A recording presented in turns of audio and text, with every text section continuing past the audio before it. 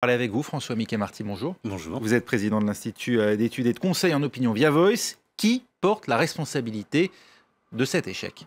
Alors d'abord, je crois que l'échec est très frappant. L'opinion publique était très favorable à cette mesure, plus de 60%. On a vu le Congrès, le Parlement réuni en Congrès soutenir très fortement cette mesure. Il y a eu deux choses au fond. Il y a eu d'une part des difficultés juridiques. Est-ce qu'il est possible d'étendre la déchéance de nationalité aux Français qui n'ont pas de binationalité, autrement dit à tous les Français? Et puis au fond, essentiellement, c'est ce qui a été très bien dit, je crois, dans ce reportage, la fracture de la gauche. C'est-à-dire que le président de la République avait envisagé la constitutionnalisation de la déchéance pour les binationaux et uniquement pour les binationaux.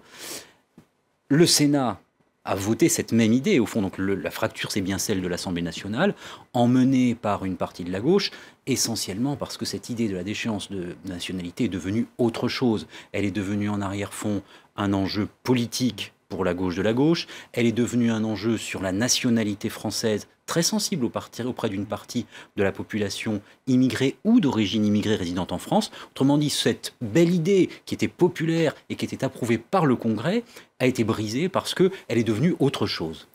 On n'aurait pas pu, au plus haut niveau de l'État, jouer le jeu d'une certaine manière de la navette parlementaire et tenter d'obtenir finalement une version commune au Sénat et à l'Assemblée nationale pour aller au bout de cette réforme? Alors, c'était effectivement l'autre scénario qui aurait pu être celui retenu par le président de la République aujourd'hui. Il ne l'a pas été, je crois, parce qu'il y a un risque d'enlisement, d'embourbement. Au fond, on aurait pu imaginer une navette. Juridiquement, c'est possible. La navette sur un sujet comme celui-ci, avec une dimension de réforme constitutionnelle à terme, la navette peut se prolonger quasiment indéfiniment. Il y a un vrai risque politique qui aurait été celui d'un embourbement. Pourquoi? Parce que plus le temps passe, plus la perspective des élections présidentielles approche. On voit bien la primaire à droite, l'éventualité d'une primaire à gauche. Tout cela attise les rivalités et donc les réinterprétations du texte au profit d'individualités politiques dans la perspective des élections. On abandonne aussi au passage l'inscription de l'état d'urgence dans la Constitution qui pourtant, elle, semblait faire consensus. Oui, c'est l'une des mesures fortes qui, d'ailleurs, que le président de la République aujourd'hui encore déplore.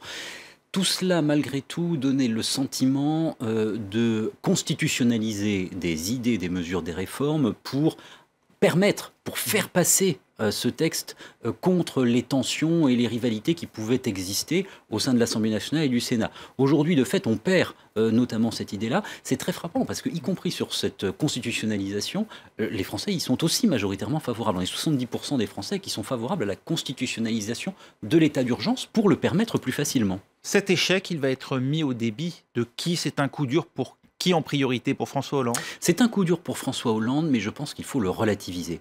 Il faut relativiser parce que, d'abord, cette question de la déchéance de nationalité est de fait permise par le Code civil. C'est l'article 25 du Code civil. Alors, pour les actes de terrorisme, pour les binationaux qui ont été naturalisés depuis 15 ans.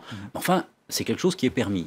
Par ailleurs, on le voit aujourd'hui, avec un peu de recul et d'expérience, la plupart des personnes qui ont commis ou qui ont participé à des actes de terrorisme, en réalité, n'ont pas la binationalité. Ce sont pour la plupart des Français et uniquement des Français. Donc la question ne se pose pas. Et puis enfin, le troisième élément, c'est que la plupart des motivations électorales en vue de 2017 ne se font pas sur cet enjeu, mais sur des questions économiques et sur des questions de maintien de la sécurité sur le territoire. Autrement dit, c'est un enjeu très important, la question de déchéance de nationalité, mais en termes d'impact électoral, je pense qu'il faut le relativiser. Très rapidement, quelle image de la classe politique, ces 4 mois de débat pour rien, d'une certaine manière, vont-ils laisser auprès de l'opinion?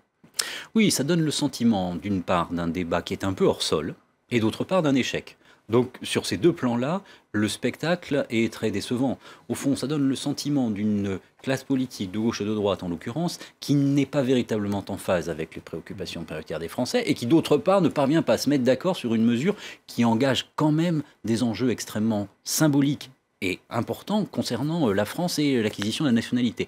Donc tout ça n'est pas très glorieux. Je pense que c'est aussi l'une des raisons pour lesquelles François Hollande a souhaité tourner la page le plus rapidement possible. Merci beaucoup François Mickey-Marty d'avoir été notre invité.